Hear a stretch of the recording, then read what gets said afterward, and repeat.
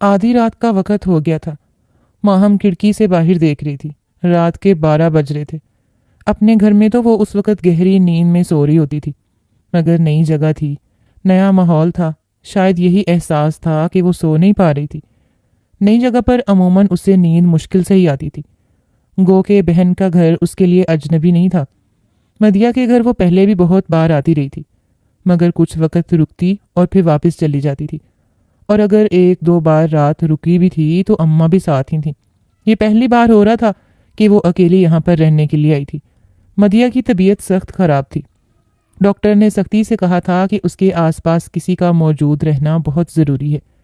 اس کی ساس بھی بیمار عورت تھیں، جو کہ اس کی دیکھ بھال نہیں کر سکتی تھیں۔ ملازمہ تو آتی تھی جو صفائی ستھرائی کر کے واپس چلی جاتی تھی، مگر ایک مستقل عورت کی ضرورت تھی جو ہر وقت مدیہ کے ساتھ رہے۔ تبھی مدیہ نے اماں سے کہا کہ آپ ماہم کو میرے پاس کچھ دن رہنے کے لیے بھیج دیں، اکیلے رہ رہ کے میرا دل تنگ پڑ گیا، ماہم کے ساتھ میرا دل بہل جائے گا۔ رضیہ خاتون اپنی جوان جہان بیٹی کو بیاہی بیٹی کے گھر بھیجنے پر تیار نہیں تھیں، نہ ہی وہ ان باتوں کو پسند کرتی تھیں، مگر کیا کرتی کہ بیٹی کی محبت میں وہ مجبور ہو گئی تھیں، اور ماہم بھی ضد کرنے لگی کہ وہ آپی کے ساتھ جا کر رہے گی۔ تب انہوں نے اسے اجازت دے دی تھی، مگر اسے ہزاروں نصیحتوں کے ساتھ کہ بلا وجہ کسی کے ساتھ زیادہ بے تکلف ہونے کی ضرورت نہیں، کسی سے بھی زیادہ بات چیت نہیں کرنی، بہن کے آس پاس ہی رہنا یا پھر اپنے کمرے میں ان کی باتیں ماہم نے ایک کان سے سن کر دوسرے کان سے نکال دی تھیں۔ آج ہی وہ یہاں پر آئی تھی، اور اس وقت کھڑکی اپنے بازو کا سٹینڈ بنائے ہتھیلی پہ اپنا چہرہ ٹکائے وہ چاندنی رات کا نظارہ کر رہی تھی۔ جب اس نے یزدان کو اپنے کمرے سے نکلتے دیکھا تھا، وہ چوروں کی طرح ادھر ادھر دیکھتا ہوا آگے بڑھ رہا تھا۔ ایسے لگ رہا تھا جیسے اسے کسی کے دیکھے جانے کا خوف ہو۔ آخر وہ ایسا کیا کرنے جا رہا تھا جو اس کا انداز یوں چوروں کی طرح تھا؟ ماہم اس کا انداز دیکھ کر چونک پڑی تھی۔ وہ گھر سے باہر نکل گیا تھا۔ اس کے باہر نکلتے ہی گاڑی کے سٹارٹ ہونے کی آواز آئی تھی، اور پھر ہر طرف خاموشی چھا گئی تھی۔ ماہم ہکا بکا رہ گئی تھی۔ اس سے پہلے بھی جب وہ اپنی ماں کے ساتھ یہاں پر آئی تھی تو اس نے یہ محسوس کیا تھا کہ آدھی رات کو یزدان گھر سے باہر چلا جاتا ہے، مگر آج اس کا چوروں والا انداز دیکھ کر وہ کھٹک گئی تھی۔ اسے اندازہ تھا کہ یقیناً آپ بھی بے خبر سو رہی ہوں گی، انہیں معلوم نہیں ہوگا کہ یزدان بھائی اس وقت کہاں گئے ہیں۔ وہی ہوا تھا، جب اس کے کمرے میں گئی تو مدیحہ بے خبر سو رہی تھی۔ لائٹ آن کر کے ماہم اپنی بہن کی بے خبری پر ماتم کرتی رہی۔ آپی آپی اٹھیے، وہ مدیحہ کے کندھے جھنجھوڑتے ہوئے بولی، تو مدیحہ فوراً سے نیند سے ہڑبڑا کر اٹھ بیٹھی تھی۔ اس حالت میں مدیحہ کو نیند بھی زیادہ آتی تھی، گو کہ اس پر کام کا برڈن نہیں تھا، نہ ہی گھر کی ذمہ داریاں تھیں، مگر اس کے باوجود بھی وہ بہت جلدی تھک جایا کرتی تھی۔ ابھی بھی وہ بے خبر سو رہی تھی۔ یکدم ماہم کے اٹھانے پر وہ گھبرا گئی تھی۔ کتنی دیر کے بعد جا کے اس کے دل کی دھڑکن نارمل ہوئی تھی۔ تم نے مجھے ڈرا دیا تھا، کیا ہو گیا تمہیں؟ آدھی رات کو کیوں اس طرح سے جگایا مجھے؟ وہ اپنی ناگواری کو بمشکل چھپاتے بولی۔ یزدان بھائی کہاں ہیں؟ اس کے سوال پر مدیحہ نے حیران ہو کر ادھر ادھر دیکھا۔ یزدان ابھی تو یہیں تھے، کہاں چلے گئے؟ تب وہ کہنے لگی کہ آپی اتنی بھی بے خبری اچھی نہیں ہوتی۔ یزدان بھائی آدھی رات کو گھر سے باہر چلے گئے، اور کہاں گئے ہیں یقیناً آپ اس بارے میں کچھ نہیں جانتی ہوں گی۔ مجھے سمجھ نہیں آتی کہ مرد اتنے بے حس کیوں ہوتے ہیں، ادھر اپنی پسند سے شادی کرتے ہیں۔ بیوی امید سے ہوتی ہے، جب ان کے وجود میں انہیں کشش محسوس نہیں ہوتی تو وہ ادھر ادھر منہ مارنے لگتے ہیں۔ میں نے اپنی دوستوں سے یہ قصے سنے ہیں کہ شادی کے کچھ ٹائم کے بعد ہی ان کے بہنوئی بہنوں کو چھوڑ کر ادھر ادھر منہ مارنے لگے تھے، کیونکہ انہیں اپنی حاملہ بیوی میں کوئی کشش محسوس نہیں ہوتی تھی۔ میں کبھی سوچ بھی نہیں سکتی تھی کہ یزدان بھائی بھی ایسا کریں گے۔ وہ غصے سے بولے جا رہی تھی، جبکہ مدیحہ دم سادے اسے دیکھ رہی تھی۔ کیسی باتیں کر رہی ہو تم؟ مدیحہ کا دل دہل رہا تھا۔ ارے آپی سچ ہی تو کہہ رہی ہوں، ورنہ آدھی رات کو گھر سے باہر جانے کا کیا مطلب ہے؟ کہاں جائیں گے وہ؟ اور اگر کام سے گئے ہیں تو آپ کو بتا کر کیوں نہیں گئے؟ اب کی بار مدیحہ لاجواب ہو گئی تھی۔ اسے بھی یہی لگنے لگا تھا کہ ماہم جو کہہ رہی ہے سچ ہے، ایسا ہی ہے جو تم کہہ رہی ہو وہی سچ ہے، مگر اس میں ان کی کوئی غلطی نہیں ہے۔ میں غلط ہوں، میری غلطی ہے، مجھے اپنا خیال رکھنا چاہیے تھا، اچھے سے تیار شیار ہونا چاہیے تھا۔ میں بھی خود سے غافل رہنے لگی ہوں۔ تم بھی مجھے کتنا سمجھاتی تھیں کہ مجھے تیار شیار رہنا چاہیے تاکہ میرا شوہر ادھر ادھر دیکھ نہ سکے۔ یہ مجھ سے کتنی بڑی غلطی ہو گئی ہے کہ میں نے اپنا شوہر اپنے ہاتھوں سے کھو دیا۔ مدیحہ پھوٹ پھوٹ کر رو پڑی تھی۔ ماہم کہنے لگی کہ اچھا، اب آپ ہی رونے کی ضرورت نہیں ہے، جو ہونا تھا ہو گیا۔ اب یہ سوچئے کہ آگے کیا کرنا ہے۔ آپ نے یزدان بھائی کو کس طرح سے دوبارہ اپنی محبت میں پاگل کرنا ہے۔ اس طرح سے رو کر کمزور مت پڑیے۔ آپ کی پوزیشن تو مضبوط ہے، آپ تو ان کے بچے کی ماں بننے والی ہیں، اس خاندان کو وارث دینے والی ہیں۔ وہ کبھی بھی آپ کو چھوڑ نہیں سکتے، بس آپ نے انہیں خود میں الجھا کے رکھنا ہے۔ کتنی دیر تک ماہم اس سے باتیں کرتی رہی تھی اور مدیحہ اس کی باتیں سن سن کر حیران ہو رہی تھی۔ ماہم اس سے چھوٹی تھی مگر کتنی سمجھدار اور دور اندیش تھی۔ مدیحہ کے بے چین دل کو کسی طرح بھی قرار نہیں آ رہا تھا۔ وہ یزدان کا نمبر ملانے لگی۔ یہ احساس اس کی جان لینے کے لیے کافی تھا کہ وہ اس وقت کسی اور عورت کے پاس تھا، اس کے حصے کی محبت کسی اور پر لٹا رہا تھا۔ احساس اسے تکلیف دے رہا تھا۔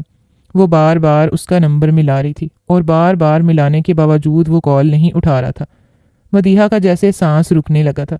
تبھی وہ ماہم سے کہنے لگی کہ تم ایک بار اپنے نمبر سے کال ملاؤ۔ پتہ نہیں یہ میرے نمبر سے کال کیوں نہیں اٹھا رہے۔ شاید جان بوجھ کر، تمہارا نمبر تو ان کے پاس نہیں ہوگا۔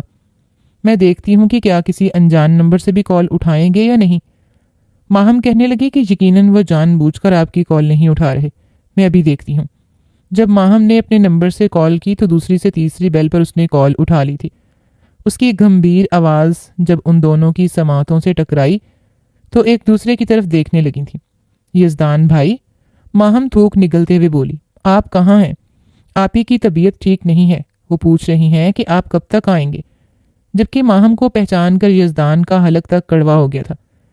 میں ایک ضروری کام سے آیا ہوں، اپنی بہن سے کہو کہ بار بار کال کرنے کی ضرورت نہیں اور نہ ہی تمہارے نمبر سے مجھے کال کروانے کی ضرورت ہے۔ میں نے جب گھر آنا ہوگا آ جاؤں گا، بندہ کسی کام میں مصروف بھی ہو سکتا ہے۔ یہ کہہ کر اس نے فون کاٹ دیا تھا۔ ماہم تو فون کو دیکھتی رہ گئی، جبکہ مدیحہ نے اس کے ہاتھ سے فون لے لیا، پھر دوبارہ سے یزدان کے نمبر پر کال ملائی تھی۔ کیا مصیبت ہے؟ کیوں بار بار تم لوگ مجھے کال کر رہے ہو؟ مسئلہ کیا ہے؟ اب کی بار مدیحہ بول پڑی، مجھے یہ بتائیں کہ آپ کس کے ساتھ ہیں، کہاں ہیں، آپ کس کے پاس ہیں؟ آپ کو شرم نہیں آئی مجھے دھوکہ دیتے ہوئے؟ میں نے آپ کے لیے کیا کچھ نہیں کیا، مگر آپ پھر بھی مجھے چھوڑ کر کسی اور کے پاس ہیں۔ تب وہ غصے سے کہنے لگا، منہ بند کرو، جانتی ہو کیا بکواس کر رہی ہو؟ اس وقت تم ہوش میں نہیں ہو، میں گھر آ کر تم سے بات کروں گا۔ مگر مدیحہ بری طرح سے چلانے لگی تھی، انتہائی دھوکے باز انسان ہو تم۔ میں جانتی ہوں کہ تم اس وقت کیا گل کھلانے میں مصروف ہو۔ میں تمہاری شکل بھی نہیں دیکھنا چاہتی، تمہارا گھر چھوڑ کر جا رہی ہوں۔ اب کی بار یزدان کے بھی خواص گم ہوئے تھے۔ میری بات سنو مدیحہ، میں گھر تمہارے ساتھ تسلی سے بات کروں گا، جذباتی مت بنو۔ جذباتیت معاملات کو بگاڑ دیتی ہے، تحمل سے میری بات سنو۔ مگر وہ کچھ سننے پر تیار نہیں تھی۔ میں یہاں پر ایک پل کے لیے بھی نہیں رکوں گی۔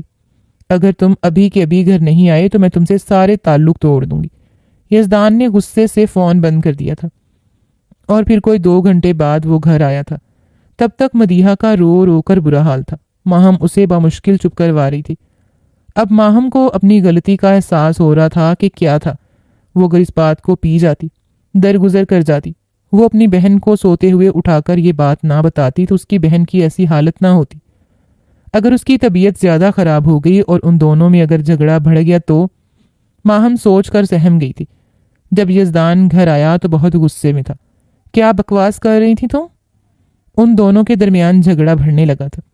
مدیحہ ساتھ غصے میں مسلسل بولے جا رہی تھی، ساتھ اپنے کپڑے پیک کر رہی تھی۔ بھائی، آپ کی بھی غلطی ہے، آپ آدھی رات کو انہیں چھوڑ کر چلے گئے، بتایا تک نہیں کہ کہاں جا رہے ہیں۔ ماہم بولنے لگی تو یزدان اسے غصے سے بولا، اب سمجھ آیا، یہ تمہاری ہی لگائی ہوئی آگ ہے، تم ہمارے معاملے میں مت بولو ماہم۔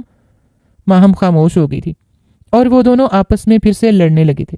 جب وہ گھر سے باہر نکلنے لگی تو یزدان کہنے لگا کہ تم اس گھر سے جا تو رہی ہو، مگر یہ بات یاد رکھنا کہ اگر تمہارے قدم اس گھر سے باہر نکلے تو دوبارہ تمہاری اس گھر میں کوئی گنجائش نہیں ہے۔ میں کبھی بھی تمہیں اس گھر میں نہیں لے کر آؤں گا۔ مدیحہ غصے سے ماہم کے ساتھ نکل کر گھر آ گئی تھی اور پھر اپنی ماں کے ساتھ لپٹ کر پھوٹ پھوٹ کر رو پڑی تھی۔ رضیہ بیگم ماہم کے چہرے کی اڑی ہوئی ہوائیاں اور مدیحہ کا رونا دیکھ کر گھبرا گئی تھیں۔ کیا ہوا ہے؟ بتاؤ مجھے۔ ان کا دل ہولنے لگا تھا۔ کتنی دیر کے بعد جا کر مدیحہ کی طبیعت سنبھلی تھی، اور پھر جب اس نے ساری بات رضیہ بیگم کو بتائی تو انہوں نے اپنا سر تھام لیا تھا۔ ماہم کو انہوں نے آڑے ہاتھوں لیا تھا۔ یہ کیا حرکت کی ہے تم نے؟ میں نے تمہیں وہاں پر اپنی بہن کا خیال رکھنے کے لیے بھیجا تھا، اس کا گھر اجاڑنے کے لیے نہیں۔ ارے مرد تو ایسی حرکتیں کرتے ہی رہتے ہیں، 10 جگہ پر منہ مارتے ہیں، مگر واپس وہ اپنی بیوی کے پاس ہی آتے ہیں۔ اگر یزدان نے ایسی کوئی حرکت کی بھی تھی تو اس میں کون سی بڑی بات تھی؟ مرد بھی بھلا ایسی حرکتوں سے باز آتے ہیں؟ ماہم اور مدیحہ ایک دوسرے کی طرف دیکھنے لگی تھیں۔ امی، اتنی بڑی بات ہو گئی، آپ ہی کو اس حالت میں یزدان بھائی آدھی رات کو اکیلا چھوڑ کر کسی اور عورت کے پاس چلے گئے، اور آپ کہہ رہی ہیں کہ یہ کوئی بات ہی نہیں ہے؟ آپ کے نزدیک یہ بالکل معمولی سی بات ہے، اور جو کہ ہر مرد کرتا ہے۔ مگر امی تو افسوس سے ہاتھ مل رہی تھیں۔ ارے یہ تو کم عقل ہے، نہ سمجھ ہے۔ تم تو بیاہی ہوئی ہو، تم تو سمجھدار ہو، عقل سے کام لیتی۔ تم کیوں اس کے کہنے پر اپنا گھر بار چھوڑ کر آ گئیں؟ میں بات کروں گی یزدان سے۔ مگر مدیحہ اور ماہم نے انہیں سختی سے منع کر دیا۔ آپ کو کسی سے بھی بات کرنے کی ضرورت نہیں ہے۔ آپ کی بیٹی اتنی ہلکی نہیں ہے کہ آپ خود اپنے داماد کے پیچھے جائیں۔ شکیل صاحب نے بھی ساری بات سن کر رضیہ بیگم کو خاموش کروا دیا تھا۔ بس اب تم چپ ہو جاؤ۔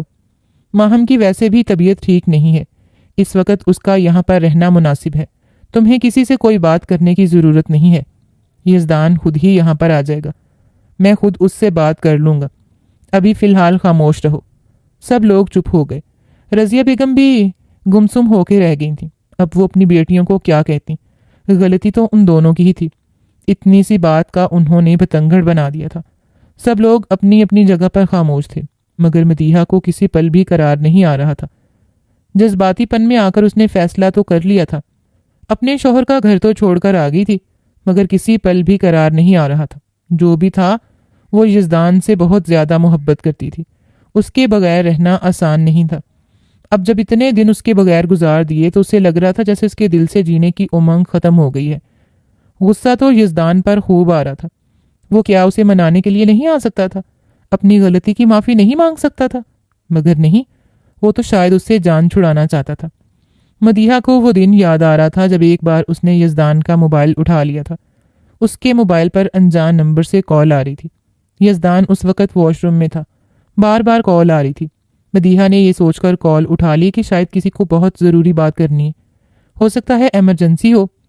مگر یزدان نے اس بات پر بہت غصہ کیا تھا، اس کے ہاتھ سے موبائل جھپٹ لیا تھا۔ کیا سوچ کر تم نے میرے موبائل کو ہاتھ لگایا ہے؟ آج کے بعد اگر تم نے میری اجازت کے بغیر میری ذاتی چیزوں کو ہاتھ لگایا تو مجھ سے برا کوئی نہیں ہوگا۔ اس کے بعد بھی 2 سے 3 بار یزدان نے اسی بات پر مدیحہ کو ڈانٹا تھا، مگر تب مدیحہ کو اس بات پر اتنا غصہ نہیں آتا تھا، نہ ہی اس نے اس معاملے پر زیادہ غور کیا تھا کہ یزدان اپنی پرائیویسی کے حوالے سے اتنا محتاط کیوں رہتا تھا۔ مگر اب اسے اس بات کا احساس ہو رہا تھا، کیونکہ وہ نہیں چاہتا تھا کہ اس کے کالے کرتوت کسی کے سامنے آئیں۔ یہ سوچ کر مدیحہ کے رگوں پہ غصے کی ایک شدید لہر دوڑ گئی تھی۔ پھر سے اس نے یزدان کا نمبر ملایا تھا۔ ہاں بولو، کیوں کال کیا مجھے؟ یزدان کی غصے بھری آواز مدیحہ کے کانوں سے ٹکرائی تو پھر سے وہ شدید غصے میں آ گئی تھی۔ کہیں نہ کہیں اس کے دل میں یہ خیال تھا کہ یزدان اس کے ساتھ پیار سے بات کرے گا، اسے منانے کی کوشش کرے گا، مگر وہ اتنے روکھے انداز میں بات کر رہا تھا جیسے اسے مدیحہ کے ساتھ بات کرنے میں کوئی دلچسپی نہ ہو۔ وہ تو اس کی بیوی تھی، ہونے والے بچے کی ماں تھی، وہ اسے اتنی بے رخی کیسے برت سکتا تھا؟ آپ نے میرے ساتھ اچھا نہیں کیا۔ اگر آپ کو کوئی اور لڑکی پسند تھی، آپ اس کے ساتھ شادی کرنا چاہتے تھے، تو آپ نے پھر میری زندگی کیوں برباد کی؟ آپ کیوں کر میری زندگی میں شامل ہوئے؟ آپ اسی سے شادی کرتے نا جس کے ساتھ کرنا چاہتے تھے، جس کے ساتھ منہ کالا کر رہے تھے۔ یزدان کی برداشت کی حد یہیں تک تھی۔ کیا بے وقوفی ہے یہ؟ تم اپنی بہن کی باتوں میں آ کر اپنا گھر برباد کر رہی ہو۔ یہ تم نے بہت بڑی غلطی کی ہے۔ اب اس گمان میں مت رہنا کہ میں تمہیں لینے کے لیے آؤں گا۔ تمہیں میں نے یہ بات اچھے سے سمجھا دی تھی کہ اس گھر کے دروازے اب تم پہ بند ہیں، تم کبھی واپس اس گھر میں نہیں آ سکتی۔ وہ سخت غصے میں تھا۔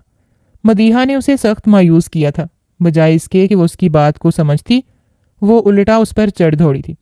گھر چھوڑ کر آ گئی تھی، یہ جانتے ہوئے بھی کہ یزدان اس سے کتنی محبت کرتا تھا۔ اپنے آنے والے بچے کے حوالے سے وہ کتنا پرجوش تھا۔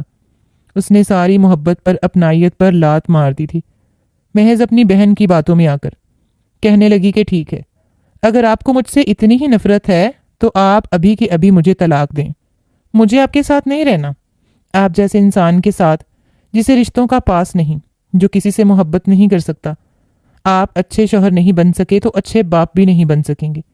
ایسے انسان کے ساتھ میں نہیں رہوں گی۔ یکدم اس کا بی پی شوٹ کر گیا تھا اور جو منہ میں آیا تھا وہ بکتی جا رہی تھی۔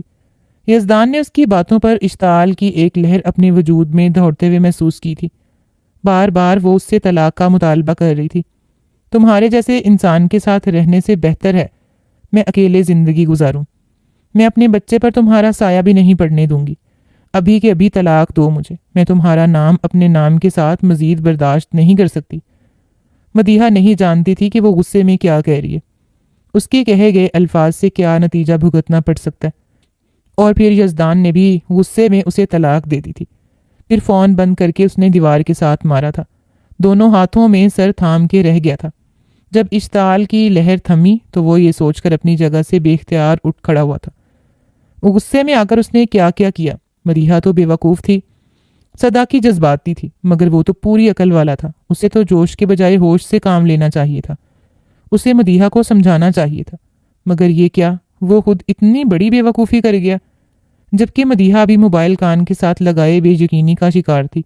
وہ سوچ بھی نہیں سکتی تھی کہ یزدان اسے ایک دم طلاق دے دے گا۔ وہ تو یہ سوچ رہی تھی کہ وہ اس سے محبت سے بات کرے گا، اس سے منانے کے لیے آئے گا، مگر وہ تو فوراً ہی اس سے جان چھڑوا گیا تھا۔ تو کیا وہ ہمیشہ سے ہی اسے جان چھڑوانا چاہتا تھا؟ اس کا ایک دم بی پی شوٹ کر گیا تھا۔ تیورا کر وہ زمین پر گر پڑی تھی۔ کافی دیر سے کھانے پر سب لوگ اس کا انتظار کر رہے تھے۔ رضیہ بیگم نے رات کا کھانا لگا دیا تھا۔ ماہم سے کہنے لگی کہ جاؤ مدیحہ کو بلا کر لاؤ، کب سے اس نے بھوک بھوک کا شور مچایا تھا، اب پتہ نہیں کہاں ہے۔ ماہم مدیحہ کو بلانے کے لیے اس کے کمرے میں گئی تھی، تبھی اس کی چیخ کی آواز سن کر رضیہ اور شکیل صاحب دونوں بھاگتے ہوئے اس کی آواز کے تعاقب میں گئے تھے۔ دیکھا تو زمین پر مدیحہ بے ہوش پڑی تھی۔ اسی وقت وہ لوگ اسے لے کر ہسپتال چلے گئے۔ رضیہ بیگم کو کسی انہونی کا احساس ہو رہا تھا۔ ماہم کے آنسو تو رکنے کا نام نہیں لے رہے تھے۔ یہ جو کچھ ہو رہا تھا اسی کی وجہ سے تو ہوا تھا۔ اگر وہ ایسا نہ کرتی، اپنی بہن کو نہ ورگلاتی، تو نہ وہ یزدان کے ساتھ لڑائی کرتی اور نہ ان کے گھر میں آ کر بیٹھتی۔ پتہ نہیں اسے کیا ہو گیا تھا اچانک سے، اس کی طبیعت کیسے خراب ہو گئی تھی۔ ڈاکٹر اسے ایمرجنسی وارڈ میں لے گئے تھے۔ کہنے لگے کہ مریضہ کا بی پی شوٹ کر گیا، ان کی اپنی اور بچے کی جان کو خطرہ ہے، آپ ان کے لیے دعا کریں۔ سب لوگ بہت زیادہ پریشان تھے، ان کا رو رو کر برا حال ہو رہا تھا۔ لبوں پر مدیحہ اور اس کے بچے کی زندگی کی دعائیں جاری تھیں۔ اور پھر جب ڈاکٹر نے واپس آ کر انہیں یہ اطلاع دی کہ بچہ بچ گیا، مگر مدیحہ جان کی بازی ہار گئی ہے، یہ سن کر وہ لوگ تو دھاڑے مار مار کر رونے لگے تھے۔ سب سے برا حال ماہم کا تھا۔ اپنی بہن کا دکھ تو ایک طرف ہی تھا، ساتھ اس بات کا بھی پچھتاوا تھا کہ اپنی بہن کو اجاڑنے والی وہ خود تھی، اس کی زندگی اس سے چھیننے والی۔ اگر وہ اپنے شوہر کے ساتھ خوش باش رہ رہی ہوتی تو یہ سب نہ ہوتا، نہ وہ ٹینشن لیتی، نہ اس کا بی پی شوٹ کرتا۔ رضیہ بیگم بھی اس سے بار بار شکوہ کیے جا رہی تھی کہ کاش تم نے عقل سے کام لیا ہوتا، میری بچی بچ جاتی۔ مدیحہ نے ایک بیٹے کو جنم دیا تھا، چونکہ اس کا بیٹا جنم وقت سے پہلے ہو گیا تھا، اس وجہ سے وہ بہت کمزور بھی تھا۔ ڈاکٹرز نے اسے انتہائی نگہشت میں رکھا ہوا تھا، تقریباً 2 ہفتے تک ہسپتال میں رہا تھا۔ 2 ہفتے کے بعد ماہم اسے لے کر گھر آئی تو اسے خود سے لپٹا کر وہ بری طرح سے رو پڑی تھی۔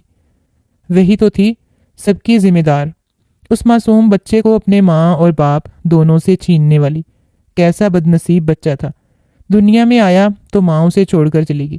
اس نے بچے کا نام عبدالہادی رکھا تھا، کیونکہ مدیحہ کی یہ خواہش تھی کہ اس کے گھر میں اگر بیٹا ہوا تو اس کا نام عبدالہادی رکھے گی۔ ہادی بہت پیارا اور صابر بچہ تھا۔ ماہم کی گود میں آ کر وہ یوں خاموش ہو گیا تھا جیسے وہ اسی کا انتظار کر رہا ہو۔ سب لوگوں میں وہ ماہم کو پہچاننے لگا تھا، ان سے انسیت محسوس کرنے لگا تھا۔ ماہم بھی اسے بہت پیار کرتی تھی۔ ہادی کے بغیر تو اسے بالکل چین نہیں آتا تھا، سارا وقت وہ اسی کو لے کر بیٹھی رہتی تھی۔ تب امی اسے دیکھ کر ٹھنڈی آہ بھر کے رہ جاتی تھیں، اسے خود کے ساتھ اتنا اٹیچ مت کرو، کل کو تمہارے لیے مشکل ہوگی، جب تمہیں اس کے بغیر رہنا پڑے گا تو کیسے رہو گی۔ رضیہ بیگم کی بات پر ماہم تڑپ جاتی، کیسی باتیں کر رہی ہیں امی، مجھے کیوں اس کے بغیر رہنا پڑے گا؟ وہ اس کی عقل پر جیسے ماتم کرنے لگتی۔ کیا تم ساری زندگی یہیں پر رہ کر ہمارے سینے پر مونگ ڈلتی رہو گی؟ کیا کل کو ہمیں تمہاری شادی نہیں کرنی؟ اور کیا اس کا جو باپ ہے وہ اسے لے کر نہیں جائے گا؟ یہ ان کا خون ہے، آخر ہم کب تک اسے یہاں پہ رکھ سکتے ہیں؟ ابھی تک وہ لوگ اسے لینے کے لیے نہیں آئے، مگر ایسا بھی نہیں ہے کہ وہ کبھی آئیں گے بھی نہیں۔ آج نہیں تو کل جب اس کے دل میں اپنے بیٹے کے لیے ہڑک پیدا ہوگی تو اس کو لینے کے لیے ضرور آئیں گے۔ اور رضیہ بیگم کی بات جلد ہی درست ثابت ہو گئی تھی۔ کچھ دن کے بعد ہی وہ اپنی ماں کے ساتھ اسے لینے کے لیے آ گیا تھا۔ یہ میرا خون ہے، میرا بیٹا ہے، میں اسے لینے کے لیے آیا ہوں، اسے مجھے واپس کر دیں۔ چونکہ ان میں سے کوئی بھی یہ نہیں جانتا تھا کہ اس کے اور مدیحہ کے درمیان کیا بات ہوئی ہے۔ وہ مدیحہ کو طلاق دے چکا تھا، کوئی اس بارے میں کچھ بھی نہیں جانتا تھا، جبھی وہ لوگ بھی اس کے ساتھ تحمل مزاجی سے پیش آ رہے تھے، ورنہ اگر یہ حقیقت جانتے ہوتے تو شاید اس سے صورتحال مختلف ہوتی۔ ان لوگوں کو بس اتنا ہی معلوم تھا کہ ان دونوں میاں بیوی کے درمیان انبن ہو گئی تھی۔ یہ بات ماہم بھی نہیں جانتی تھی۔ یزدان کی بات سن کر اس نے ہادی کو خود میں بینچ لیا تھا۔ یہ میرا بیٹا ہے، یہ پیدا ہوا تو اسے میں نے اپنے ہاتھوں میں لیا، تب سے یہ میرے پاس ہے۔ اسے میرے بغیر رہنے کی عادت نہیں ہے، نہ ہی میں اس کے بغیر رہ سکتی ہوں۔ یہ بہت چھوٹا ہے، اور آپ کے گھر میں کون ہے ایسا جو اس کی دیکھ بھال کرے گا؟ آپ کی تو اپنی امی بیمار ہیں، انہیں کسی کے سہارے کی ضرورت رہتی ہے، وہ اس کی کیسے دیکھ بھال کریں گی؟ ماہم مسلسل بولے جا رہی تھی۔ رضیہ بیگم اور شکیل صاحب اسے گھورے جا رہے تھے، مگر وہ ماں باپ کی طرف دیکھنے سے اجتناب کر رہی تھی۔ جانتی تھی کہ اگر ابھی وہ کمزور پڑ گئی تو وہ لوگ ہادی کو اس سے چھین کر لے جائیں گے، مگر وہ لوگ ابھی بھی اپنی بات کے پکے تھے۔ یزدان کہنے لگا کہ میں اس کا باپ ہوں، کوئی قانون، کوئی طاقت مجھے اس سے دور نہیں رکھ سکتی۔ یہ میرا خون ہے اور میں اسے اپنے پاس لے کر جاؤں گا۔ اگر اس کی ماں زندہ ہوتی تو اور بات تھی۔ اب اس کی ماں اس دنیا میں نہیں رہی، اس کا اس پر کوئی حق نہیں بنتا، پہلا حق اس پر میرا ہے۔ وہ ہادی کو خود میں بیچ کر بولا تو ماہم کا دل جیسے مٹھی میں آ گیا۔ میں اس کے لیے آیا کا بندوبست کر لوں گا، ملازمہ رکھ لوں گا، آپ کو اس کی فکر کرنے کی ضرورت نہیں۔ مگر ماہم بے اختیار اپنی جگہ سے اٹھ کر کھڑی ہو گئی تھی۔ آپ اسے ایسے نہیں لے کے جا سکتے۔ کہ آپ نہیں جانتے کہ یہ میرے ساتھ کتنا اٹیچ ہو گیا؟ یہ میرے بغیر رہ نہیں پائے گا، یہ مجھے ہی اپنی ماں سمجھتا ہے۔ اب تو وہ رو دینے کو تھی۔ سلطانہ بیگم ماہم کے تاثرات کو بخوبی دیکھ رہی تھی، اور وہ یہ بھی جان گئی تھیں کہ یزدان اور مدیحہ کے درمیان کیا بات ہوئی تھی۔ یہ تو وہ بھی سمجھتی تھیں کہ اتنے چھوٹے بچے کو بغیر ماں کے سنبھالنا پالنا بہت مشکل کام ہے، اور ملازمہ کب تک اس کی دیکھ بھال کرے گی؟ جیسے ماہم اس کی کیئر کرتی ہے ویسے ملازمہ نہیں کر پائے گی۔ مگر یزدان یہ بات نہیں سمجھ رہا تھا۔ سلطانہ بیگم کہنے لگیں کہ ایک راستہ ہے، تم اس طرح سے ہادی کے پاس رہ سکتی ہو۔ ان کی بات پر ماہم حیرت سے دیکھنے لگی، اور باقی سب بھی چوکنے ہو گئے تھے۔ کہنے لگے کہ اگر تم یزدان کے ساتھ نکاح کر لو، اس کی دوسری بیوی بن کر اس گھر میں آ جاؤ تو تم ستیلی ماں بن کر اس کے پاس رہ سکتی ہو۔ ان کی بات پر سب کے منہ حیرت سے کھلے کے کھلے رہ گئے تھے۔ ماہم کے دل میں یکا یک یزدان کے لیے نفرت پیدا ہوئی تھی۔ وہ انسان جس نے اس کی بہن کی قدر نہیں کی، جو اسے اتنی محبت کرتی تھی، وہ انسان بھلا ماہم کی کیسے قدر کر پائے گا؟ مگر تبھی ہادی بری طرح سے رونے لگا۔ اس کے رونے پر وہ تڑپ گئی تھی۔ یزدان بھی اسے رونے کی آواز سن کر بوکھلا گیا، اسے بہلانے کی کوشش کرنے لگا، مگر وہ اس کے ہاتھوں میں نہیں آ رہا تھا۔ ماہم بے اختیار اس کی طرف بڑھی تھی، اسے اپنے ہاتھوں میں لیا تو تبھی جیسے وہ یکدم رونا بھول کر یک ٹک اسے اس کے چہرے کی طرف دیکھنے لگا تھا۔ ماہم نے ایک نظر ہادی کی طرف دیکھا اور پھر ایک نظر سلطانہ بیگم کی طرف ڈالی۔ کہنے لگی کہ میں اس رشتے کے لیے تیار ہوں۔ اگر میرے ماں باپ کو اعتراض نہیں ہے تو میں یزدان کے ساتھ دوسری شادی کرنے کے لیے تیار ہوں، کیونکہ مجھے ہادی سے بہت محبت ہے، میں اس کے بغیر نہیں رہ سکتی۔ میں یہ فیصلہ صرف اور صرف ہادی کے لیے کر رہی ہوں۔ اس نے صاف الفاظ میں یہ بات جتا دی تھی کہ یزدان اپنے دل میں کسی قسم کی کوئی خوش فہمی نہ پالے۔ یزدان تو اسے بہت نفرت کرنے لگا تھا۔ اسے غصہ تھا کہ اس لڑکی کی وجہ سے تو اس کی اپنی بیوی کے ساتھ انبن ہوئی تھی، یہی تو تھی جو دونوں کو جدا کرنے والی تھی۔ ان کے درمیان غلط فہمیاں اسی نے پیدا کی تھیں، مگر ابھی وہ خاموش ہو گیا تھا۔ گھر آیا تو سلطانہ بیگم پر برس پڑا تھا۔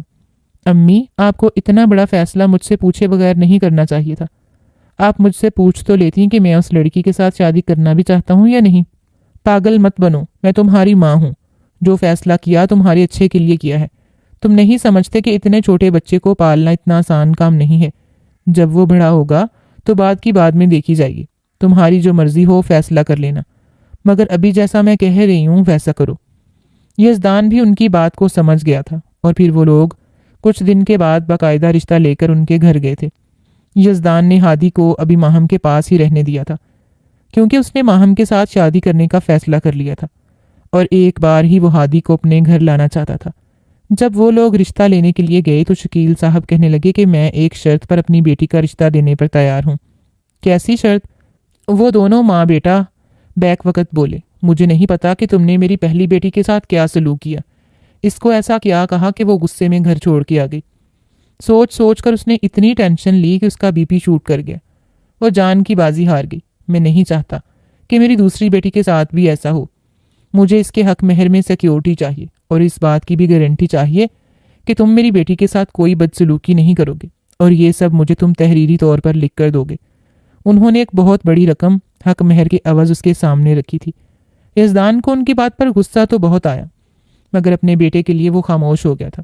کہنے لگا کہ آپ کی ہر شرط مجھے منظور ہے، میں اپنے بیٹے سے بہت محبت کرتا ہوں، اس کے لیے کچھ بھی کر سکتا ہوں۔ اور پھر شکیل صاحب کی شرائط کے مطابق ماہم کا یزدان کے ساتھ نکاح ہو گیا تھا، اور یوں وہ سادگی سے رخصت ہو کر اس کے سنگ اس کے گھر آ گئی تھی۔ وہ پہلی دلہن تھی جس کی گود میں بچہ رو رہا تھا، اور وہ اسے چپ کرانے میں سلانے میں ہلکان ہو رہی تھی، کیونکہ وہ کسی اور کے پاس جانے کا نام ہی نہیں لے رہا تھا۔ اور پھر جب وہ سو گیا تو تب اس کی ساس نے اس کی گود سے ہادی کو لے لیا تھا اور پھر اپنے کمرے میں ایک جگہ پر سلا دیا تھا۔ کہنے لگی کہ آج اس گھر میں تمہارا پہلا دن ہے، اچھا نہیں لگتا کہ آج بھی تم اس بچے کو سنبھالو۔ مگر ماہم کا دل نہیں چاہ رہا تھا کہ وہ ہادی کو خود سے دور کرے، مگر پہلے ہی دن اپنی ساس سے کسی بات پر اختلاف کر کے اسے اپنے خلاف نہیں کرنا چاہتی تھی۔ وہ خاموشی سے اپنے اور یزدان کے مشترکہ کمرے میں آ گئی تھی۔ کمرے میں داخل ہوئی تو سامنے کی حالت دیکھ کر وہ ہکا بکا رہ گئی۔ کمرے میں جا بجا گند بکھرا ہوا تھا، ہر چیز پر دھول مٹی پڑی ہوئی تھی، چیزیں ادھر ادھر بکھری پڑی تھیں۔ کمرے کی یہ حالت اس کی نفاست پسند طبیعت پر بہت گراں گزری تھی۔ وہ کوفت زدہ انداز میں سوچتی رہ گئی کہ کیا اس گھر میں کسی کو بھی اس کمرے کی صفائی کا خیال نہیں آیا؟ چلو اس کمرے کو سجاوٹ پر تو اس نے کوئی خیال دل میں نہیں لایا تھا، کیونکہ اس کی بہن کو مرے ہوئے دن ہی کتنے ہوئے تھے، اور نہ ہی اس کے دل میں بھی کوئی ارمان تھے کہ وہ سیج سجا کر یزدان کے لیے بیٹھ جاتی۔ مگر اتنا تو ہوتا کہ کمرے کو صاف ستھرا کیا جاتا۔ اب وہ خود ہی اپنے ساتھ لائے ہوئے بیگ سے کپڑے نکال کر بدل کر کمرے کی صفائی میں جھٹ گئی تھیں۔ وارڈروب کھولی تو اوپر نیچے کپڑوں کے ڈھیر لگے ہوئے تھے۔ جیسے ہی الماری کا پٹ کھولا تو سارے کپڑے اس کے پاؤں میں آ کر بکھر گئے تھے۔ باقی دراز کا ہر چیز کا یہی حال تھا، جس سے تمام چیزیں ابل ابل کر باہر آ رہی تھیں۔ آج اسے شدت سے اپنی بہن کے پھوہڑ پن کا بھی احساس ہو رہا تھا۔ جب بھی وہ یہاں پر آتی تھی تو ہر چیز پر دھول مٹی پڑی دیکھ کر وہ ناک منہ چڑھاتی تھی۔ آپ بھی کم از کم صفائی تو اچھی کر لیا کریں۔ آپ نہ خود تیار ہوتی ہیں، نہ خود میک اپ کرتی ہیں، اور نہ ہی گھر کی صفائی کرتی ہیں۔ گھر تو کم از کم صاف ستھرا رکھا کریں۔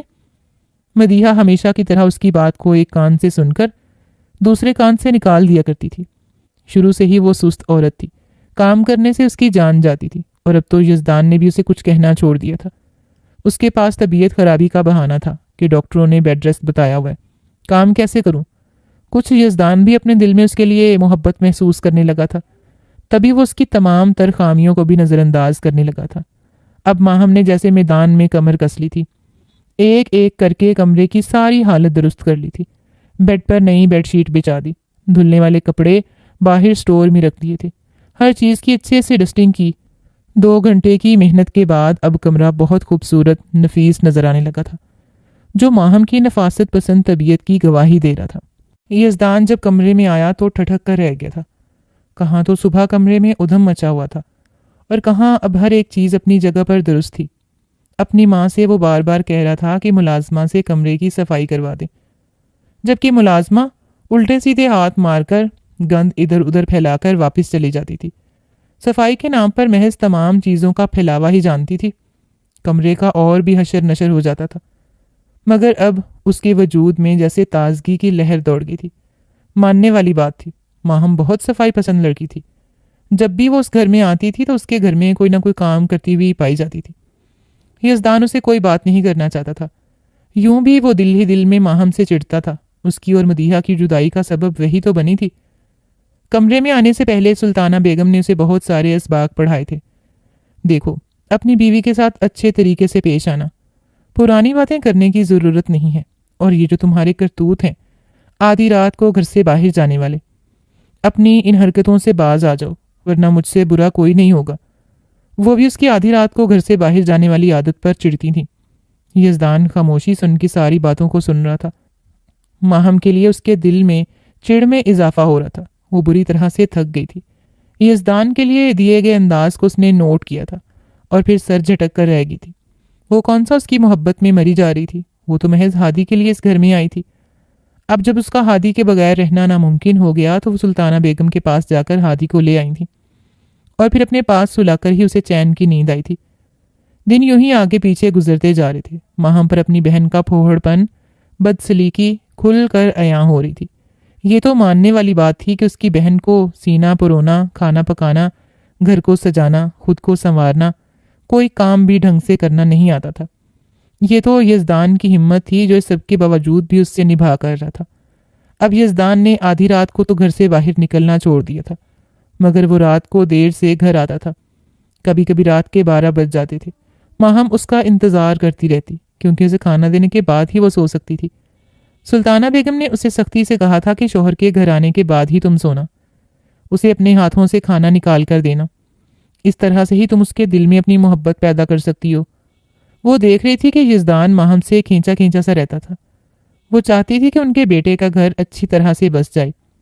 وہ دونوں اتفاق سے رہنے لگیں، مگر ماہم نہ جانے کیوں الٹے مزاج کی لڑکی تھی، ہر چیز کو منفی رخ دیتی تھی۔ اسے لگنے لگا کہ سلطانہ بیگم اس کی بہت بڑی دشمن ہے، جو اسے اور یزدان کو ایک دوسرے کے خلاف کرنے پر تلی رہتی ہیں، دونوں کو الگ کرنا چاہتی ہیں۔ مدیحہ بھی اسے یہی بتاتی تھی کہ اس کی ساس کیسے دونوں کے درمیان جھگڑا کرواتی ہے اور پھر معصوم بن کے کہتی ہے کہ تم دونوں اتفاق سے رہا کرو۔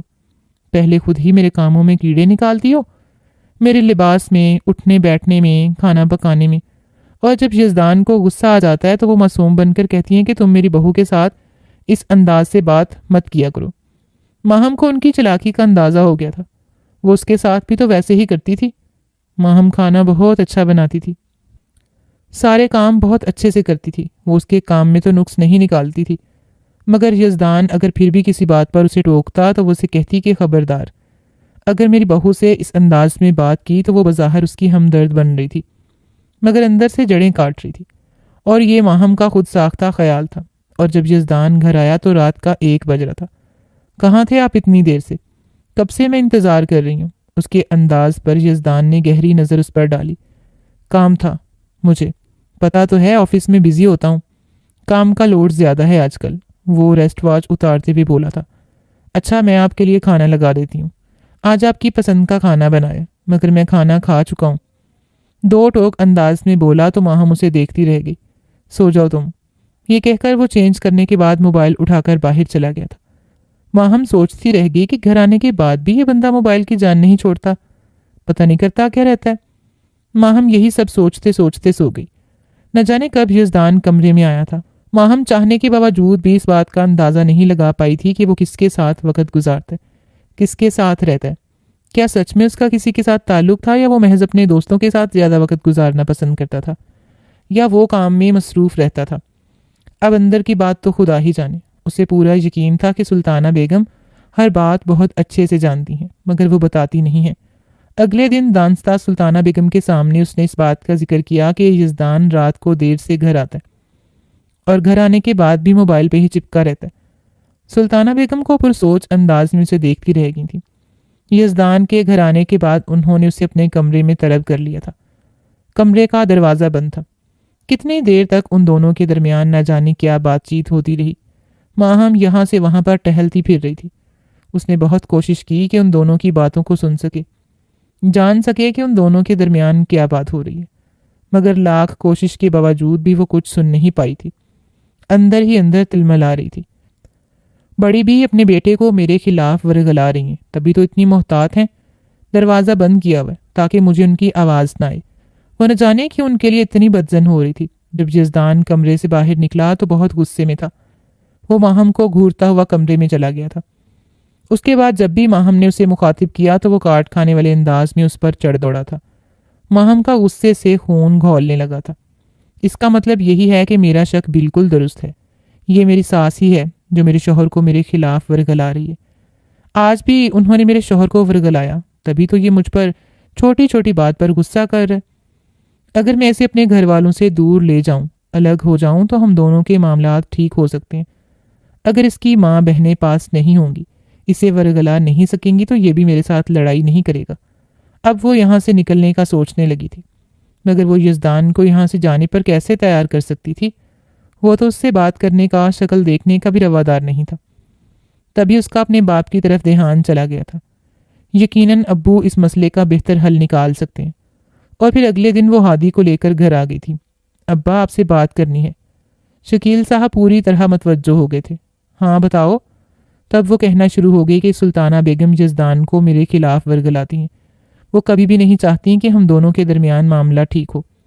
ہمیں آپس میں ہنستے ہوئے دیکھتی ہیں تو انہیں غصہ آ جاتا ہے، اور پھر وہ میرے شوہر کو نہ جانے کیا کہتی ہیں کہ وہ مجھ سے بات ہی نہیں کرتا۔ سارا دن وہ منہ پھیلائے رہتا ہے۔ اگر ہم لوگ وہ گھر چھوڑ کر آ جائیں تو مجھے یقین ہے کہ یزدان بالکل ٹھیک ہو جائیں گے۔ وہ کبھی مجھ پر غصہ نہیں کریں گے۔ آپ ہی کی بھی اس عورت نے زندگی اجیرن کی ہوئی تھی، اور اب میرے ساتھ بھی وہی کھیل کھیل رہی ہے۔ ماہم کے لہجے میں نفرت اور حقارت بول رہی تھی۔ شکیل صاحب کہنے لگے کہ فکر مت کرو، میں آج ہی یزدان کو بلاتا ہوں، اس سے بات کرتا ہوں۔ انہوں نے یزدان کو کال کر کے کہا کہ رات کو کھانا یہیں پہ کھانا۔ ماہم اور ہادی بھی یہیں پہ موجود ہیں۔ یزدان نے اس بات پر حامی بھر لی تھی۔ یوں بھی جب سے اس نے مدیحہ کو طلاق دی تھی، جب سے ماہم سے شادی کی تھی، اس کے دل میں احساس ندامت پیدا ہو گیا تھا۔ وہ لوگ تو نہیں جانتے تھے کہ حقیقت کیا ہے، مگر وہ جانتا تھا کہ اس نے مدیحہ کو طلاق دے دی تھی، اور اس کے باوجود بھی انہوں نے اپنی دوسری بیٹی اس کے حوالے کر دی۔ محض اپنے نواسے کے لیے اس کی محبت میں وہ ایسے شخص کو مزید دکھ نہیں دینا چاہتا تھا جس انسان کی پہلی بیٹی اس کی وجہ سے بچھڑی تھی۔ تبھی وہ اپنے ہر عمل سے انہیں یہی باور کروانا چاہتا تھا کہ وہ کبھی بھی کسی معاملے میں ان کی مرضی کے خلاف نہیں جائے گا۔ کھانا کھانے کے بعد شکیل صاحب نے اپنا من پسند ذکر چھیڑ دیا تھا۔ مجھے سمجھ نہیں آتی کہ تم ہمارے گھر کے پاس آ کر شفٹ کیوں نہیں ہو جاتے۔ جانتے ہو کہ ساتھ والا گھر جو میں نے کرائے پہ دیا ہوا تھا وہ میں نے خالی کروا لیے، کیونکہ وہ میں نے ماہم کے نام کر دیے۔ تم لوگ اسی گھر میں آ کر شفٹ کیوں نہیں ہو جاتے؟ ایک تو ماہم اور ہادی بھی ہمارے قریب رہیں گے، ہم ان دونوں کو جب چاہے دیکھ سکتے ہیں، خیال بھی رکھ سکتے ہیں، اور دوسرا تمہارا آفس بھی تو یہیں پہ قریب ہے۔ ان کی بات پر یزدان ان کی آنکھوں میں عجیب سی چمک آ گئی تھی۔ پچھلے کچھ دنوں سے تو ماں اسے بہت پریشان کرنے لگی تھیں۔ بیٹیوں کو بھی کال کر کے یہی کہتی کہ وہ ہاتھ سے نکل رہا ہے، کوئی بات سنتا نہیں۔ بہنیں الگ کلاس لیتی تھیں، اب اگر وہ یہاں پہ آ گیا تو زندگی پرسکون ہو جائے گی۔ اس نے فوراً سے حامی بھر لی، ہم لوگ جلدی یہاں پر شفٹ ہو جائیں گے۔ ماہم تو بے یقین تھی، ایسا کیسے ہو سکتا ہے؟ یزدان اتنی آسانی سے یہ بات کیسے مان سکتا ہے؟ وہ تو سمجھ رہی تھی کہ وہ کبھی بھی تیار نہیں ہوگا، مگر اب وہ اتنی آسانی سے مان گیا تھا، بلکہ خوش بھی دکھائی دے رہا تھا۔ وہ اپنے باپ کی طرف دیکھنے لگی، جو مسکراتے ہوئے اس کی طرف دیکھ رہے تھے۔ ماہم کو اس بات کا ڈر تھا کہ کہیں بعد میں یزدان اس بات سے مکر نہ جائے، گھر جا کر وہ یہ نہ کہہ دے کہ وہ کہیں بھی شفٹ نہیں ہو رہا، وہ یہیں رہے گا۔ مگر ایسا کچھ نہیں ہوا تھا۔ کچھ دن کے بعد سامان پیک کرنا ہے۔ میں ماہم کی مدد کرنے لگا تو تب سلطانہ بیگم کو اندازہ ہوا تھا کہ وہ لوگ کہیں جا رہے ہیں۔ ارے بیٹا، تم لوگ اپنا سامان پیک کیوں کر رہے ہو؟ کیا ہنی مون پر جانے کا ارادہ ہے؟ وہ مسکراتے ہوئے بولی تو یزدان کے چہرے کی رگیں تن گئی تھیں، اور ماہم بھی چینک گئی تھی۔ نہیں، ایسی کوئی بات نہیں ہے۔ وہ چہرے کا رخ موڑ گئی۔ تب یزدان نے انہیں بتایا کہ ہم لوگ یہاں سے جا رہے ہیں۔ ماہم کے ماں باپ نے جو گھر اس کے نام کیا ہے، ہم وہیں پر رہیں گے۔ ان لوگوں کی یہی خواہش ہے، اور میرا آفس بھی وہیں سے قریب ہے۔ سلطانہ بیگم کی آنکھیں حیرت سے پھٹی کی پھٹی رہ گئی تھیں۔ ایسا کیسے فیصلہ کر سکتے ہو یزدان تم؟ مجھ سے پوچھے بغیر، بتائے بغیر تمہیں کہیں نہیں جانے دوں گی۔ مگر یزدان ان کی کوئی بات سن ہی نہیں رہا تھا۔ امی، آپ پلیز اس معاملے میں مت بولیے، میں آپ سے ملنے کے لیے آتا رہوں گا، اور ویسے بھی آپ چھوٹے بھائی کی شادی کر تو رہی ہیں، گھر میں بہو آ جائے گی، رونق بھی لگ جائے گی، آپ کو ہماری کمی کا احساس نہیں ہوگا۔ یہ بات کہتے ہوئے سلطانہ بیگم کو وہ بہت سنگ دل لگا تھا۔ بھلا ماں کو اپنے بیٹے کی کمی کا احساس نہیں ہوگا؟ ایسے کیسے ممکن ہے؟ وہ تو یزدان سے بہت محبت کرتی تھیں، کتنی منتوں مرادوں کے بعد وہ پیدا ہوا تھا۔ وہ ماہم کی طرف مڑ کر آ گئی۔ ماہم، تمہیں میں اپنی بیٹی بنا کر اس گھر میں لائی ہوں، تمہیں میں اپنی بیٹی سمجھتی ہوں، تم ہی اسے سمجھاؤ، مجھے یہ اکیلے چھوڑ کر مت جائے۔ ارے تم لوگوں کے بغیر یہ گھر مجھے کاٹ کھانے کو دوڑے گا۔ ماہم بظاہر خاموشی سے ان کی بات کو سن رہی تھی، مگر اندر ہی اندر خوش ہو رہی تھی۔ میں آپ سے جان چھڑا کر ہی تو یہاں سے جا رہی ہوں، آپ نے ہی تو میری زندگی اجیرن کی ہوئی تھی۔ آپ سے دور رہے گا یزدان تبھی تو یہ میری قدر کرے گا، مجھے سمجھے گا، ورنہ اس گھر میں تو میں گھٹ گھٹ کر مر جاؤں گی۔ یہ بات وہ محض سوچ کے رہ گئی تھی۔ وہ لوگ گھر چھوڑ کے آگے تھے تو ماہم کو اپنی کامیابی کا احساس ہو رہا تھا۔ اسے لگ رہا تھا منزل اب اس سے دور نہیں، اب جب یزدان اپنی ماں اور بہنوں سے دور رہے گا تو وہ اس کی مٹھی میں آ جائے گا، جیسا وہ کہے گی ویسا کرے گا۔ گو کہ وہ اس سے محبت نہیں کرتی تھی، نہ ہی وہ اس کی نگاہوں میں اپنے لیے پیار کے رنگ دیکھنا چاہتی تھی، بلکہ وہ تو اس کے لیے اپنے دل میں کوئی بھی جذبات محسوس نہیں کرتی تھی۔ مگر جو بھی تھا وہ اس کا شوہر تھا، اور ہر بیوی کی طرح وہ چاہتی تھی کہ اس کے شوہر کے لبوں پر اسی کا نام ہو۔ وہ اس کے علاوہ نہ کسی کو دیکھے، نہ کسی کو سنے، نہ ہی کسی اور کے بارے میں سوچے۔ کچھ دن تک تو یزدان کی ویسی ہی روٹین رہی تھی جیسی ماہم چاہتی تھی۔ جلدی گھر آ جاتا اور پھر کچھ دیر ماہم کے ساتھ وقت گزارتا، ہادی کے ساتھ کھیلتا، اس سے پیار کرتا، اور پھر کمرے میں آ کر سو جاتا۔ مگر کچھ دن کے بعد اس کی روٹین بدلنے لگی تھی۔ رات کو دیر سے گھر آنے لگا تھا۔ ماہم اس کا انتظار کرتے کرتے تھک جاتی، کبھی کبھی جھنجلا جاتی، بار بار اسے کال کرتی، مگر وہ اس کی کال ہی نہیں اٹھاتا تھا۔ پہلے تو اسے اپنی ماں کا ڈر تھا، تبھی وہ جلدی گھر آ جایا کرتا تھا، مگر اب تو ماں کا بھی ڈر نہیں رہا تھا۔ بھلا ماہم اس کا کیا بگاڑ سکتی تھی؟ ماہم کے ماں باپ کے لیے اس کے دل میں جھجک تھی، وہ انہیں مزید دکھ نہیں دینا چاہتا تھا، مگر وہ اپنے دل کا کیا کرتا؟ اپنے دل کی خوشی کو تو دوسروں کی ہمدردی کے لیے ختم نہیں کر سکتا تھا۔ اب جب معمول سے زیادہ لیٹ گھر آیا تو ماہم کی برداشت جواب دے گئی تھی۔ گھر آتے ہی وہ اس پہ چڑھ دوڑی تھی۔ آپ اتنی دیر سے کہاں تھے؟ اور یزدان کی وہی بات تھی کہ میں اپنے دوستوں کے ساتھ تھا، آفس میں کام تھا، جانتی تو ہو کہ ہم لیٹ نائٹ کام کرتے رہتے ہیں۔ ماہم نے اس کے ایک دوست کی بیوی سے مدد لی، ان کے دوستوں کے نمبرز حاصل کر لیے تھے جن کا نام لے کر وہ گھر سے باہر رہتا تھا۔ اب جب اگلے دن بھی وہ گھر لیٹ آیا تو تب اس نے ایک ایک کر کے اس کے سارے دوستوں کو کال کی تھی۔ تب اسے معلوم ہوا کہ وہ سب لوگ اپنے اپنے گھر میں تھے، تو پھر یزدان کہاں تھا؟ سب لوگ اس بات سے بے خبر تھے۔ اب وہ جلے پیر کی بلی کی طرح گھر میں چکراتی پھر رہی تھی، بار بار نظریں دروازے کی طرف اٹھ رہی تھیں۔ آج یزدان آ جائے، آج میں اسے دو ٹوک انداز میں بات کروں گی، آج اس سے پوچھ کر رہوں گی کہ آخر یہ وقت کہاں گزارتا ہے، کون ہے وہ جس کے ساتھ یہ منہ کالا کر رہے؟ میری بہن کو بھی یہ دھوکہ دیتا رہا اور اب یہ مجھے بھی دھوکے میں رکھ رہا ہے۔ میں ایسے انسان کو زندہ نہیں چھوڑوں گی۔ وہ اپنی بہن سے زیادہ جذباتی تھی، غصے والی تھی، تبھی اس کا دماغ غصے سے کھول رہا تھا۔ جب یزدان گھر آیا تو بہت سرشار سا لگ رہا تھا، بہت خوش تھا۔ ماہم کو جلے پیر کی بلی بنا دیکھ کر وہ ٹھٹک کر رہ گیا تھا۔ اسے اندازہ ہو گیا تھا کہ ماہم بہت غصے میں ہے، آج اس کی خیر نہیں ہے، مگر وہ کنی کترا کر وہاں سے گزرنا چاہتا تھا۔ ماہم نے اس کا بازو پکڑ کر روکا۔ آج آپ مجھے بتائیں گے کہ آپ کس کے ساتھ تھے، کس کے ساتھ منہ کالا کر رہے تھے؟ کون ہے وہ جو آپ کو سب کچھ بھلا کر محض اپنے جال میں پھنسا چکی ہے؟ آپ کو کوئی ہوش ہے؟ گھر میں آپ کی بیوی ہے، چھوٹا بچہ ہے، مگر اس کے باوجود آپ باہر عورتوں کے ساتھ رنگ رلیاں منا رہے ہیں۔ شٹ اپ، اپنی بکواس بند کرو، بغیر سوچے سمجھے تم بولے جا رہی ہو۔ اپنی بہن کی طرح کرتوت دکھانے تم نے شروع کر دیے۔ بہن کی خوب کہی، آپ نے تو وہ آپ سے محبت کرتی تھی، آپ کے علاوہ اس نے کبھی کسی کو سوچا تک نہیں تھا۔ کیا صلہ دیا آپ نے اسے اس کی وفاشاری کا، اس کی محبت کا؟ اور اب میرے ساتھ بھی وہی کھیل کھیل رہے ہیں جو آپ نے مدیحہ ابھی کے ساتھ کھیلا تھا۔ ابھی تک آپ اس بات سے باز نہیں آئے، کیوں گناہ کا کھیل کھیل رہے ہیں آپ؟ اور اب یزدان کی برداشت بھی جواب دے گئی تھی۔ میرا اس کے ساتھ شرعی رشتہ ہے، میرے شرعی رشتے کو تم گناہ کا نام مت دو۔ وہ بھی میری بیوی ہے، میری دوسری بیوی، اس کے ساتھ میں بہت محبت سے رہتا ہوں، جس کے ساتھ میں نے کتنے لوگوں کی موجودگی میں نکاح کیا ہے، اللہ اور رسول کے نام پر گواہ بنا کر اسے زندگی میں شامل کیے۔ تم اس کے لیے غلط الفاظ استعمال نہیں کر سکتی، ورنہ مجھ سے برا کوئی نہیں ہوگا۔ ماہم کا منہ حیرت سے کھلے کا کھلا رہ گیا تھا۔ کتنی ہی دیر تک وہ حیرت سے بول نہیں سکی تھی۔ کیا؟ دوسری بیوی؟ ہاں، دوسری بیوی۔ میں نے عالیہ کے ساتھ دوسری شادی کر لی تھی 1 سال پہلے، اور کیا کرتا؟ میرے پاس اس کے علاوہ کوئی راستہ نہیں تھا۔ میں بھی خوش رہنا چاہتا تھا، مجھے بھی سکون کی ضرورت تھی۔ جب بھی میں گھر میں آتا تھا تمہاری بہن چیخ چیخ شروع کر دیتی تھی، نہ وہ نہاتی تھی، نہ صاف ستھری رہتی تھی، نہ اس کی شکل دیکھنے کو دل کرتا تھا، گھر بھی اتنا گندا سندا رہتا تھا۔ تو میں پھر عالیہ کی طرف مائل ہو گیا تھا، جو بہت اچھی ہے، مجھ سے محبت کرتی ہے۔ اس کی نفاست پسند طبیعت نے مجھے اس کی طرف متوجہ کیا تھا۔ اگر یہ چیزیں تمہاری بہن میں ہوتی تو میں باہر کبھی بھی نہ جاتا۔ وہ خود ہی تھی وجہ جس نے مجھے باہر پلٹنے پر مجبور کیا تھا۔ تو پھر مجھے کیوں دھوکہ دیا؟ مجھ سے کیوں شادی کی؟ مجھے کیوں دھوکے میں رکھا؟ وہ چلاتے ہوئے بولی۔ آہستہ بولو ماہم، میں نے تمہیں کوئی دھوکہ نہیں دیا، اور تمہیں کون سا مجھ سے محبت ہے؟ تم نے تو محض میرے بیٹے کی وجہ سے مجھ سے شادی کی ہے۔ رہو تم ہادی کے ساتھ۔ ماہم اسے گھور کر دیکھتی رہی۔ آپ کی دوسری بیوی تو تھی، وہ بھی تو ہادی کو رکھ سکتی تھی۔ آپ مجھے سچ بتا دیتے تو میں خود راستے سے ہٹ جاتی۔ میں کبھی بھی آپ کے ساتھ شادی نہ کرتی۔ ایسے بٹے ہوئے شخص کے ساتھ رہنے کا میں سوچ بھی نہیں سکتی۔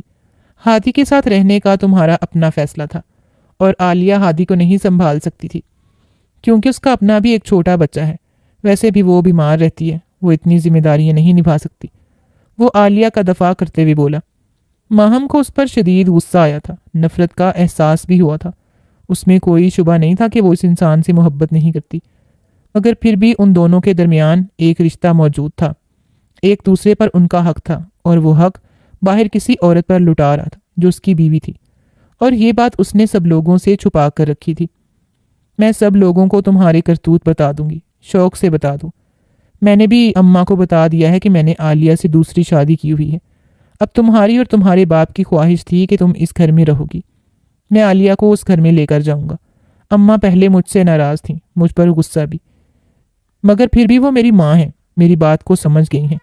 اب عالیہ اس گھر میں میری ماں کے ساتھ رہ رہی ہے، ماں کی خدمت بھی کرتی ہے اور میرا بھی خیال کرتی ہے۔ تم نے تو خود ہی میرا راستہ آسان کیا۔ میں یہی سوچ رہا تھا کہ تمہاری موجودگی میں عالیہ کو کیسے گھر لے کر آؤں گا، مگر تمہارا اور تمہارے باپ کا میں احسان مند ہوں، جنہوں نے میری اتنی مدد کی۔ وہ عجیب سے انداز میں ہنستے ہوئے کمرے میں سونے کے لیے چلا گیا، جبکہ ماہم سر تھام کے رہ گئی تھی۔ کیسے وہ بے وقوف بن گئی تھی۔ اب کیا ہو سکتا تھا؟ آپ اسے ہادی کے لیے کڑوا گھونٹ تو پینا ہی تھا۔ وہ ساس اور نندیں جو اسے اپنے دشمن لگتی تھیں، اب وہی اسے اپنی سب سے بڑی ہمدرد نظر آنے لگی تھیں، کیونکہ وہ تھی جو اس کے ساتھ سچ میں ہمدردی کرتی تھیں۔ انہوں نے اسے گلے سے لگا کر آنسو بہائے تھے، روئی تھیں۔ ہم تمہارے ساتھ بے انصافی نہیں ہونے دیں گے۔ ہم یزدان کو اس بات کا احساس دلائیں گے کہ تم بھی اس کی بیوی ہو، تم پر بھی اس کا حق بنتا ہے۔ اور پھر اپنی ماں کے کہنے پر ہی یزدان اس کے پاس آتا تھا، ہادی کے ساتھ وقت گزارتا، ایک دن اس گھر میں رہتا، ایک دن عالیہ کے پاس۔ وہ یہ بات بہت اچھے سے جان گئی تھی کہ یزدان سلطانہ بیگم کے کہنے پر ہی اس کے پاس آتا ہے۔ اگر وہ نہ ہوتی تو یزدان کبھی اسے اس کا حق نہ دیتا۔ وہ انہیں بلا وجہ غلط سمجھتی تھی، جبکہ وہ تو بہت اچھی تھی۔ اب کیا ہو سکتا تھا؟ اس نے صبر سے وقت کاٹا تھا، اچھے وقت کا انتظار کرتا تھا۔ کبھی تو یزدان کے دل میں اس کے لیے جذبات پیدا ہوں گے، کبھی تو وہ اسے سچی محبت کرے گا، اور وہ صبر سے اس وقت کا انتظار کر رہی تھی۔